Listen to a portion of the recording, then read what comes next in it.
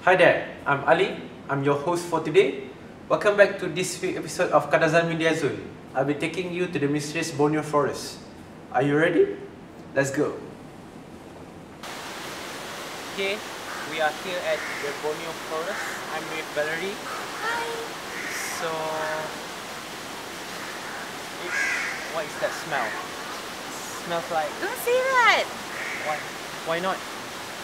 Why? Why? The Borneo forest is known as one of the most mysterious places on earth, known to be home to many spirits.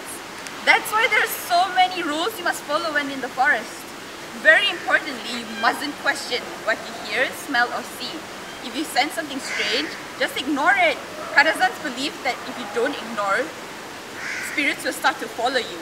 Secondly, even if you are super tired or angry, you must never swear in the forest. Your negative attitude might be a magnet for negative energy and bad luck. Ayya, all the superstitions. You must not laugh or mock anything in here either. I know a fellow from Kuala Penyu who laughed at an ugly old tree and then he got lost in a jungle and almost died of dehydration. According to him, he followed his friend in front of him, but his friend didn't talk or respond to him. Actually, it was the spirit that disguised as his friend and made him lose his way in the woods. Okay, sorry. Is there anything else? You mustn't bring meat into the forest. Some Kadazans believe that talking about food in the forest is a taboo. And Ali, what are you doing? I want to go to the toilet.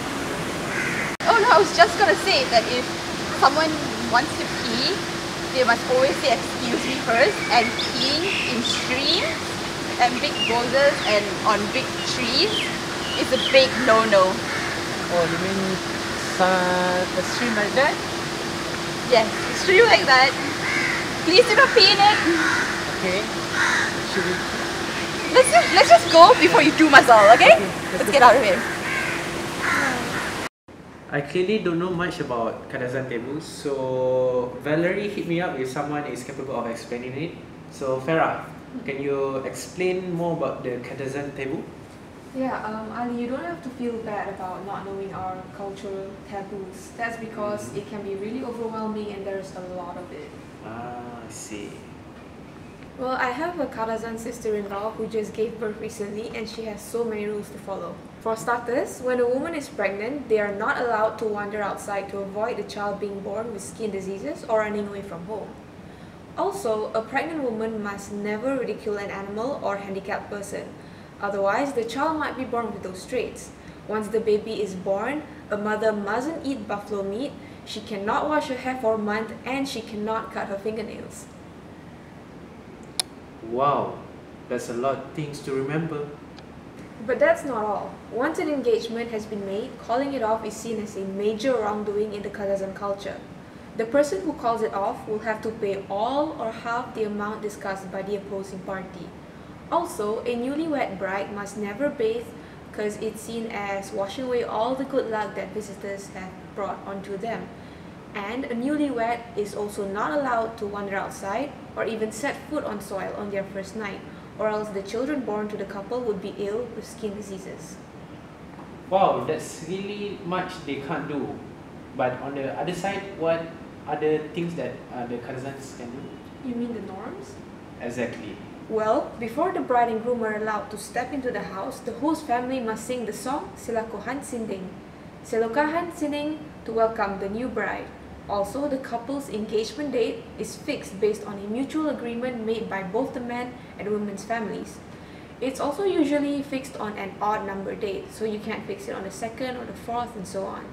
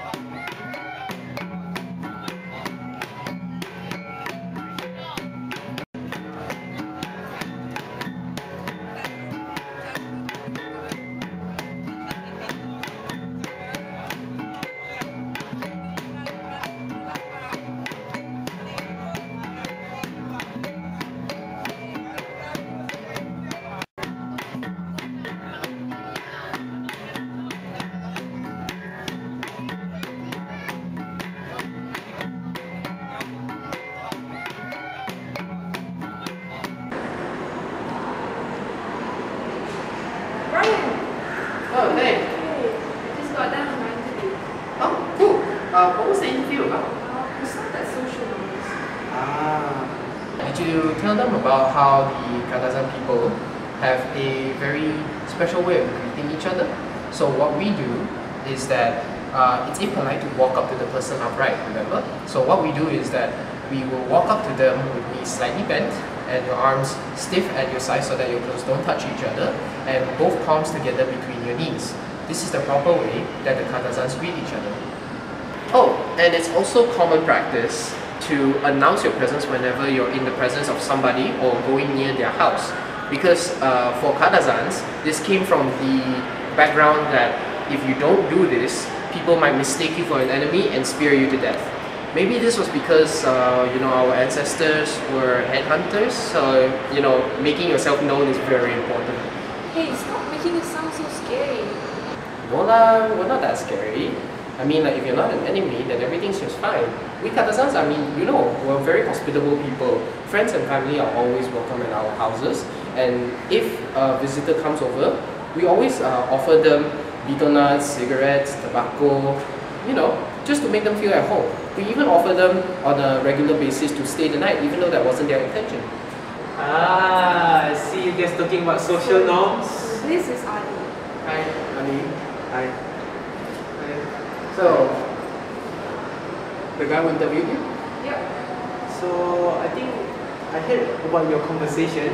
It's true that some people, the male usually, when he always visit a house owner which has a daughter in it, it means that he is interested in marrying their daughter. Am I right? Yeah, that's true. So that's why he always comes to the house to see my sister. I see. Yeah, but we never got any alone time. I mean, whenever I was at your house, we will always supervise. It's in your culture. Anyone who's dating will always be supervised by the parents or any older siblings. I learned so much today. You guys learn this in Kadazan school or something? Oh, education among the Kadazans? I know just the right person. If you want to know more, this way. Hi miss, remember me? Hi Brian, long time no see. How have you been? You're so grown up already. What are you doing here? Hey miss, I have a few questions about Kadazan education. I was hoping you could help me with that. Of course, I can tell you more about the Kadazan education. So it all started with a British chartered company that came to Sabah in the 1880s. Through and working with the North Borneo company, they made arrangements to enhance the formal education in North Borneo for the younger generation. But despite many of their efforts, they didn't make much of an impact. The reason being is that they were seen as being differential and biased towards the children of the hitmen in the village and wasn't inclusive of all the children in North Borneo. As a result, the secondary school education sector in Sabah was left to the influence of missionary schools, usually ran by the Roman Catholic Church or the Anglican Church. Oh, okay. Could you give us some examples of these missionary schools? Sure. So the four most famous mission schools in Sabah is firstly the La Salle Secondary School. Secondly, it is the St. Francis Convent School of Jesselton. And then there is, of course, the St. Michael Secondary School in Penampang. And lastly, there is a St. Mary's Secondary School also in Penampang. So, isn't St. Mary's where you studied? It sure was. I was very lucky to be able to have gone to one of these schools, as in the olden days, the older generation didn't see education as something that was important, especially among the natives. However, in today's age, they definitely do see it as an important factor.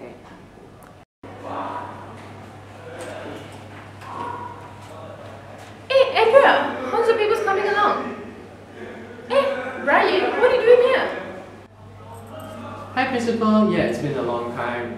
I was just here asking Jacob and Andrea about Kadazan education and stuff. Is there anything you can tell us? Well, Brian, most of our cultural norms and practices are transmitted orally among families, but sadly not officially in schools.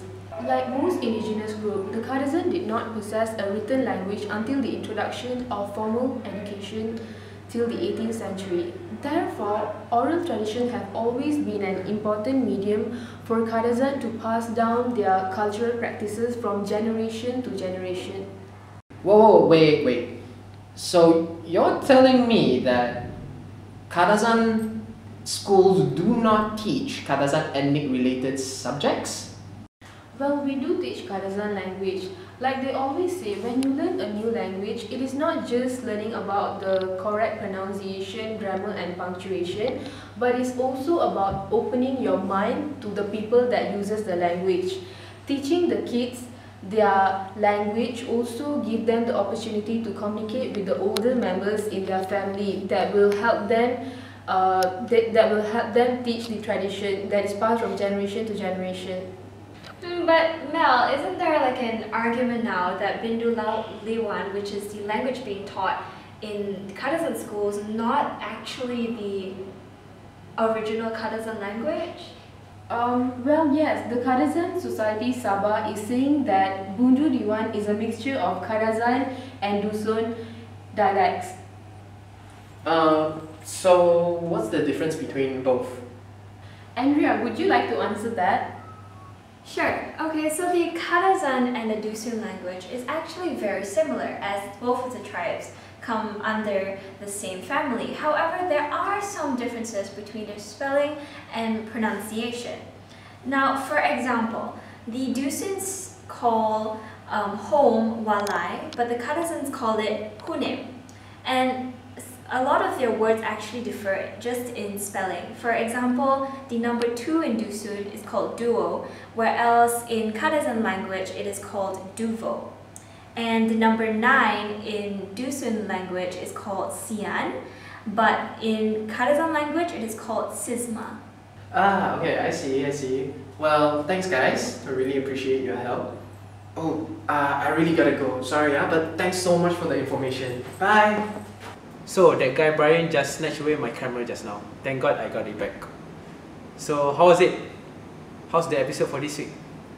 Thanks for tuning in for this week episode of Kadazan with the Yazun. Hope to see you next week. Bye!